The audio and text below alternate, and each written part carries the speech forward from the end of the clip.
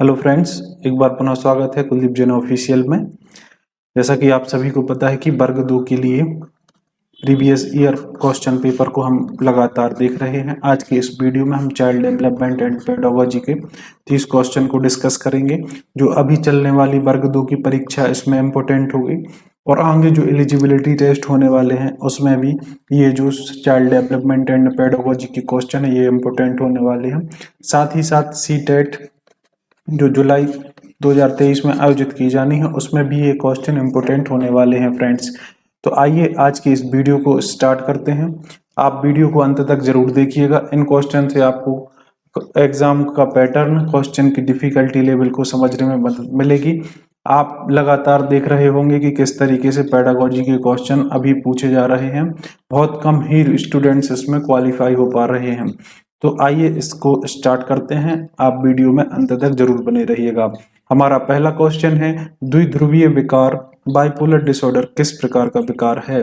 तो द्विध्रुवीय या बाइपोलर विकास कहलाता है फ्रेंड्स मूड या मनोदशा, है ना। ये जो विकार है यह मनोदशा विकार कहलाता है फ्रेंड्स। नेक्स्ट क्वेश्चन, निम्नलिखित में से कौन सा मानसिकता के सिद्धांत का अच्छा वर्णन करता है? तो सबसे अच्छा वर्णन कौन करता है? क्या स्थिर मानसिक विकास, स्थिर मानसिकता विराम को बदला नहीं जा सकता, है ना। तो ये अच्छा वर्णन नहीं करता। स्थिर मानसिकता केवल असफलता देती है, ऐसा कुछ नहीं है। प्रौढ़ मानसिकता बुद्धि को परिभाषित करता है, ये भी गलत है। प्रौढ़ मानसिकता असफलता को एक मामूली रुकावट के रूप में देखती है, सुधारने और विकसित होने का अवसर प्रदान करती है। तो ऑप्शन नंबर डी फ्रेंड्स इसका बिल्कुल राइट आंसर हो जाएगा। इस तरीके से जो आपको ऑप्शन दिए रहते हैं उनमें से आपको सबसे अच्छा आंसर इसमें देना पड़ता है फ्रेंड्स। नेक्स्ट क्वेश्चन, निम्नलिखित में से कौन एक सामाजिक शिक्षा सिद्धांत है? तो सामाजिक शिक्षा सिद्धांत कौन सा है? बांडूरा का, फ्राइड का, वुंट का या पावलाव का?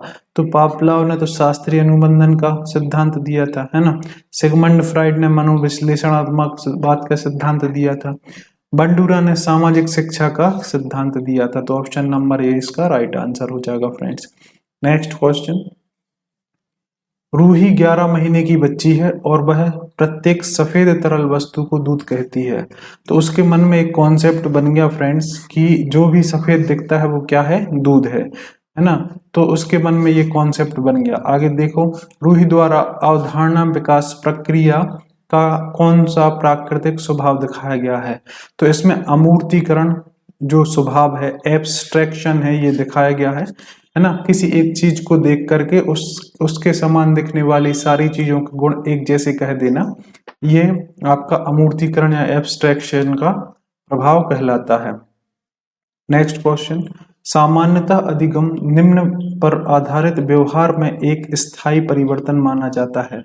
तो अधिगम किस पर स्थायी परिवर्तन होना चाहिए, है ना। किसके द्वारा स्थायी परिवर्तन होना चाहिए? एक तो अभ्यास और एक तो अनुभव। आप पढ़ते हैं अधिगम की परिभाषा में कि लगातार अभ्यास और अनुभव के आधार पर हुए परिवर्तन को हम क्या बोलते हैं फ्रेंड्स? अधिगम कहते हैं। तो ये उसका आंसर हो जाएगा। नेक्स्ट क्वेश्चन, भाषा के विकास में आंतरिक भाषण की अवधारणा इनके द्वारा आरंभ की गई। तो वाइगोत्स्की के द्वारा आंतरिक भाषण की अवधारणा आरंभ की गई थी। किसके द्वारा? वाइगोत्स्की के द्वारा। चाम्स्की द्वारा भाषा का सिद्धांत दिया गया था, भाषा अधिगम पर इन्होंने दिया था। पियाजे ने संज्ञानात्मक सिद्धांत की बात की है ना, संज्ञानात्मक सिद्धांत की बात की है। स्किनर का आपको पता है कि स्किनर ने जो सिद्धांत दिए हैं अधिगम के। नेक्स्ट क्वेश्चन, कलन विधि, एल्गोरिदम और अन्वेषण खालिस्तान की रणनीतियां हैं। तो ये कौन सी हैं फ्रेंड्स? ये समस्या समाधान की रणनीतियां हैं या स्ट्रेटेजी हैं। नेक्स्ट क्वेश्चन, निम्नलिखित में से कौन सा कथन सत्य है? इनमें से आपको बताना है कौन सा कथन सत्य है। वृद्धि केवल एक मानसिक प्रक्रिया है ना। तो वृद्धि मानसिक प्रक्रिया है, ये असत्य है। आपको पता है कि वृद्धि मानसिक नहीं प्रक्रिया भी है।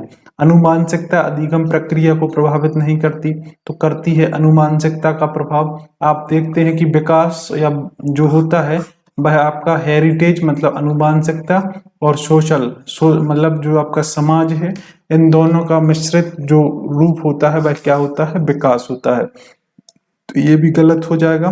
विकास केवल एक मात्रात्मक प्रक्रिया है, तो मात्रात्मक अकेली नहीं है। अधिगम व्यवहार परिवर्तन की प्रक्रिया कहते हैं, है ना। व्यवहारिक परिवर्तन की प्रक्रिया को क्या कहा जाता है फ्रेंड्स, अधिगम कहा जाता है। अगला क्वेश्चन, किसी विशेष परिस्थिति में किसी दिए गए सामान्य सिद्धांत को लागू करने की क्षमता को क्या कहा जाता है, तो इसमें कहते हैं फ्रेंड्स निगमन तर्क या डिडक्टिव रीजनिंग इसको कहा जाता है। नेक्स्ट क्वेश्चन, अधिगम का कौन सा रूप प्रदर्शित होता है जब बच्चा उस हिंसा की नकल उतारते हैं जो वह उसके पसंदीदा वीडियो गेम में देखते हैं, तो यह अवलोकन अधिगम है। बच्चा वह अवलोकन करके या ऑब्जर्व करके वह चीज सीखता है। जब वह अपने वीडियो गेम में देख रहा होता है कि एक बंदा दूसरे को मार रहा है, तो वह सीख जाता है कि ऐसा जो है उसका, क्योंकि वह पसंदीदा हिस्सा बन गया। तो वह कैसे सीखा, वह अवलोकन करके सीखा, है ना। वह उसका अनुबंध नहीं हुआ या किसी ने उसको व्यक्त नहीं किया, और ना ही वह ऑपरेंड या क्रिया प्रसूत सिद्धांत के द्वारा हुआ है। अगला क्वेश्चन, सूचना की पुनरावृत्ति में क्या सम्मिलित है ताकि यह लघु कालीन से दीर्घकालीन स्मृति तक चला जाए। तो आपको पता है कि कोई चीज आपको दिमाग में लंबे समय तक बना के रखना है तो आपको उसको रिवीजन करना पड़ेगा, बार बार उसको याद करना पड़ेगा। तो यह जो है रिहर्सल या पूर्वाभ्यास करना इसका आंसर हो जाएगा। नेक्स्ट क्वेश्चन, दो संस्कृतियों के बीच व्यवहार में अंतर के लिए उसे उत्तरदायी माना जा सकता है। तो किसको माना जा सकता है फ्रेंड्स, समाजीकरण को इसमें क्या माना जा सकता है, उत्तरदायी माना जा सकता है। अगला क्वेश्चन, पियाजे के संज्ञानात्मक सिद्धांत विकास के खालिस्तान महत्वपूर्ण चरण विकसित किए। तो आपको पता है कि पियाजे द्वारा 4 चरण स्थापित किए गए जो आपके संज्ञानात्मक विकास को दर्शाते हैं। ये आपने जो पियाजे की संज्ञानात्मक विकास थ्योरी है उसमें इसको जरूर पढ़ा होगा फ्रेंड्स। नेक्स्ट क्वेश्चन, सभी सामाजिक स्थितियों से निपटना आसान है यदि आप अपने खालिस्तान के बारे में जानते हैं। तो अपने, अगर आप पर्सनालिटी, स्वयं की आपको पर्सनालिटी का पता है, आपके व्यक्तित्व का पता है, तो समाज में जो स्थितियां हैं, जो परिस्थितियां हैं, जो भी सिचुएशन उत्पन्न होती हैं उनको आप आसानी से निपटा सकते हैं, बशर्ते आपको अपनी पर्सनालिटी का ज्ञान होना चाहिए फ्रेंड्स। नेक्स्ट क्वेश्चन, आमतौर पर बौद्धिक स्तर की गणना शैक्षणिक प्रदर्शन के साथ खालिस्तान सहसंबंधित होती है। तो कैसे होती है फ्रेंड्स, यह अत्यधिक सहसंबंधित होती है, इसको आप याद कर सकते हैं। अगला क्वेश्चन, मस्तिष्क का कौन सा भाग चिंतन के लिए जिम्मेदार होता है। तो मस्तिष्क का प्रमस्तिष्क या बल्कुट, जिसे हम इंग्लिश में सेरेब्रल कॉर्टेक्स कहते हैं, यह चिंतन के लिए रिस्पॉन्सिबल होता है, थिंकिंग के लिए यह रिस्पॉन्सिबल होता है। ऑप्शन नंबर डी इसका राइट आंसर हो जाएगा। निम्नलिखित में से कौन हमारी कार्यशील स्मृति का हिस्सा है। कार्यशील स्मृति का हिस्सा है फ्रेंड्स, वो है सेंट्रल एग्जीक्यूटिव, है ना, या केंद्रीय कार्यकारी जो है वह हमारी स्मृति का हिस्सा है। नेक्स्ट, इनमें से कौन सी कक्षा के अभ्यास विद्यालय में विद्यार्थियों की प्रेरणा को कम करता है ना। कौन सा अभ्यास विद्यालय में विद्यार्थियों की प्रेरणा को कम करता है ना। तो शिक्षक द्वारा विद्यार्थियों की कठिनाई का निदान करने के लिए उसे पहचानने में जो असफलता है ना, अगर शिक्षक किसी विद्यार्थी की कठिनाई को पहचान ही नहीं पा रहा, उसको किसी चीज में समझने में परेशानी हो रही है, कौन सी विधि बच्चे को समझ में नहीं आ रही, अगर शिक्षक यही चीज नहीं समझ सकता तो जो उसकी विद्यार्थी की प्रेरणा में कमी का कारण बन सकती है। तो ये ऑप्शन नंबर ए इसका राइट आंसर हो जाएगा। नेक्स्ट क्वेश्चन, दो सहयोगी अधिगम सिद्धांत कौन से हैं। तो आपको पता है कि ऐसे दो सिद्धांत जो सहयोगी अधिगम सिद्धांत हैं, वो वह है, पहला तो है शास्त्रीय अनुबंधन, है ना, क्लासिकल कंडीशनिंग, और दूसरा है प्रभावी अनुबंधन, ऑपरेंट कंडीशनिंग। ये दो सहयोगी अधिगम सिद्धांत हैं फ्रेंड्स। अगला, नाइब के पिता के बाल सफेद और लंबे हैं, इसीलिए वह सोचती है कि सभी के पिता के बाल सफेद और लंबे हैं। यह दृष्टिकोण किस अवस्था में होता है? हमने अभी बात करी है कि एक किसी चीज को देख करके उस जैसी सभी चीजों को, उसके समान दिखने वाली सभी चीजों के बारे में अवधारणा बना लेना, यह पियाजे की पूर्व संक्रियात्मक अवस्था के दौरान ऐसा होता है, प्री ऑपरेशनल स्टेज के दौरान यह होता है। नेक्स्ट, आइजैक ने व्यक्तित्व के एक तीसरे आयाम की बात की है, यह कौन सा है? तो जो आइजैक ने तीसरे व्यक्तित्व की बात की है वह है साइकोटिज्म, है ना, साइकोटिज्म है यह तीसरा व्यक्तित्व है। नेक्स्ट क्वेश्चन, एक बच्चा बल्लेबाजी के लिए अपनी बारी का इंतजार नहीं कर सकता और वह अक्सर मैदान पर दौड़ता है जब कोई पहले से बल्लेबाजी कर रहा होता है। बच्चा किस समस्या से जूझ रहा है? तो बच्चा डिस्ग्राफिया, तो डिस्ग्राफिया तो कहलाता जब वह किसी चीज को लिखने में असमर्थ होता है, ध्यान अभाव या आत्ममोह। तो इसका आंसर हो जाएगा फ्रेंड्स ध्यान अभाव और अति सक्रियता विकार, अटेंशन डेफिसिट और हाइपर एक्टिव डिसऑर्डर। इस समस्या से वह बच्चा पीड़ित हो सकता है। नेक्स्ट क्वेश्चन, निम्नलिखित में से कौन एक मानवतावादी सिद्धांत है? तो मानवतावादी सिद्धांत कौन सा है फ्रेंड्स? कार्ल रोजर का जो सिद्धांत है, कार्ल रोजर्स का सिद्धांत, वह कैसा है? मानवतावादी सिद्धांत है।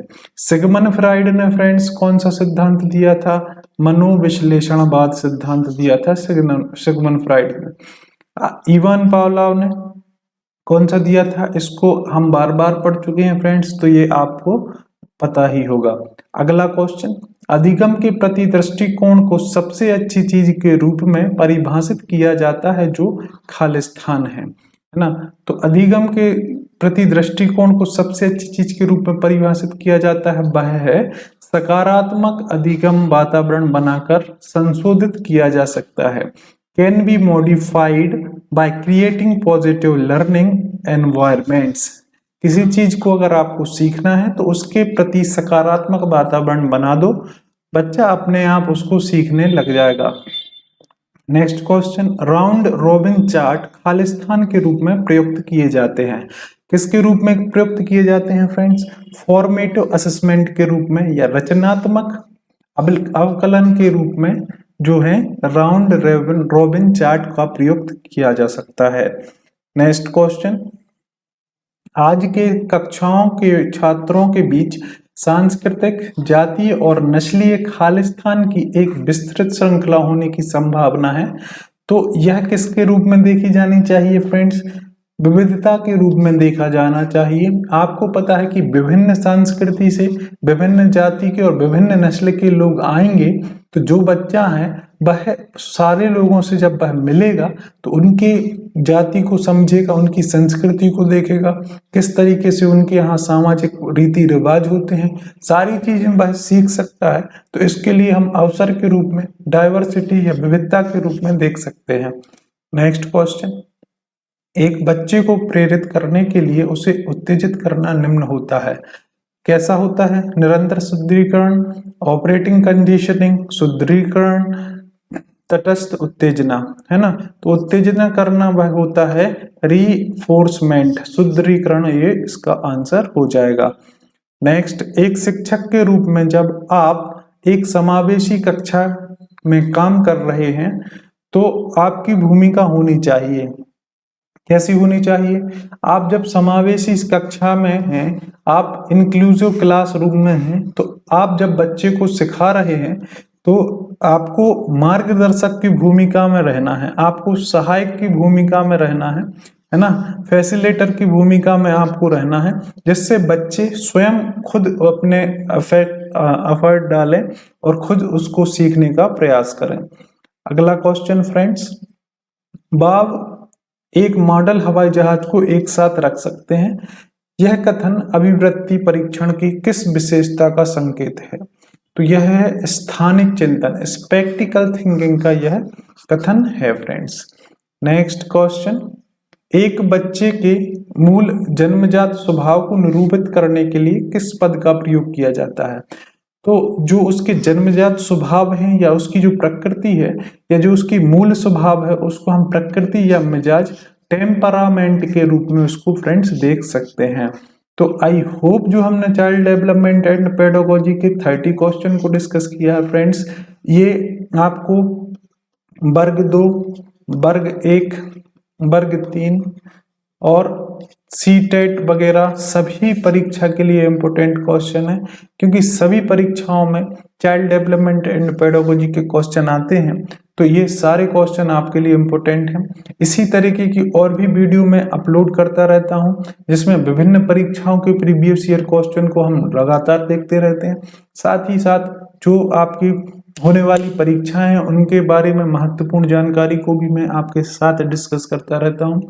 अगर आप मेरे चैनल पर नए हैं तो चैनल से जुड़ सकते हैं फ्रेंड्स। अगर वीडियो आपको अच्छी लगती है, पसंद आती है, तो वीडियो को लाइक और शेयर जरूर कीजिएगा फ्रेंड्स। आपसे जल्द ही मिलते हैं इसी तरीके की इंफॉर्मेटिव वीडियो के साथ। तब तक के लिए आप सभी का बहुत बहुत धन्यवाद।